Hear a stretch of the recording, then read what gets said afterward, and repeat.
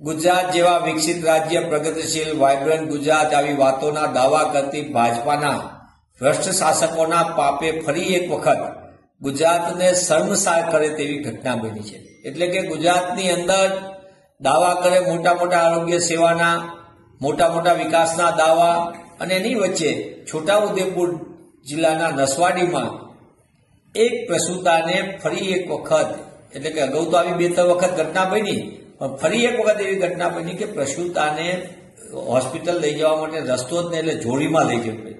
કેટલી બધી ગંભીર ઘટના, અને સરકારમાંથી કોઈ બોલવા તૈયાર નથી। આ એ જગ્યા છે કે જ્યાં ભૂતકાળની અંદર કલેક્ટરને ડીડીઓ પણ ત્યાંથી પસાર થઈ ચૂક્યા છે, અને જ્યાં ગયા હતા ત્યારે ત્યાં સંપૂર્ણપણે એમના વાહનો ફસાઈ ગયા હતા। તેમ છતાં એ વિસ્તારમાં રસ્તો સુધારવાને બદલે સરકારે ગામને જ પોતાની પ્રગતિના યાદીમાંથી કાઢી મૂક્યું હોય તેવું દેખાય છે, ને એના કારણે જ આ પ્રકારની ગંભીર ઘટના બની છે।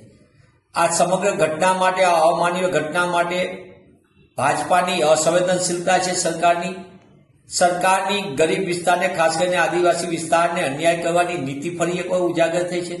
ત્યારે હું આપના માધ્યમથી માંગ કરું છું કે સરકારમાં થોડી પણ શરમ હોય તો કરોડો રૂપિયાની વિકાસની યોજના જાહેર કરે છે, નાણાં જાય છે ક્યાં? નકલી કચેરી નામે કરોડો રૂપિયા સગે વગે થાય છે, પણ એક 1.5 કિલોમીટરનો રસ્તો જ્યાંથી વાહન થઈ શકે, પાકો રસ્તાની તો વાત જ નથી, સાદો રસ્તો પણ જ્યાંથી વાહન પસાર થઈ કે એમ્બ્યુલન્સ થઈ શકે અવર જવર, એ પ્રકારનો રસ્તો પણ આટલી બધી ઘટના બન્યા પછી સરકાર બનાવી શકી નથી। એ દુઃખની વાત છે। ત્યારે કોંગ્રેસ પક્ષ તરીકે અમે માંગ કરી છે કે આવા અંતરિયાળ વિસ્તાર જ્યાં જ્યાં એમ્બ્યુલન્સ નથી પૂરતી એવા વિસ્તારમાં પણ સરકાર સાદો રસ્તો, પ્રધાનમંત્રી સડક યોજનામાં બનાવ્યો, ગ્રામ સડક યોજનાનો પ્રોજેક્ટ છે, સરકાર દાવા કરે છે કરોડ રૂપિયાના આદિવાસી વિસ્તારના કલ્યાણ માટેના, એ નાણાંનો ઉપયોગ કરે।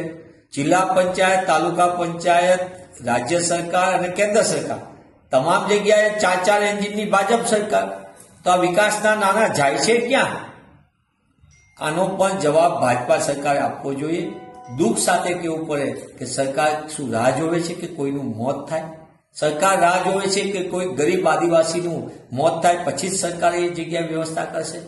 સરકારે આ બાબતે તત્કાલીન આ કાર્યક્રમમાં ક્યાંય પણ વ્યવસ્થામાં આ રસ્તો બનાવવો જોઈએ।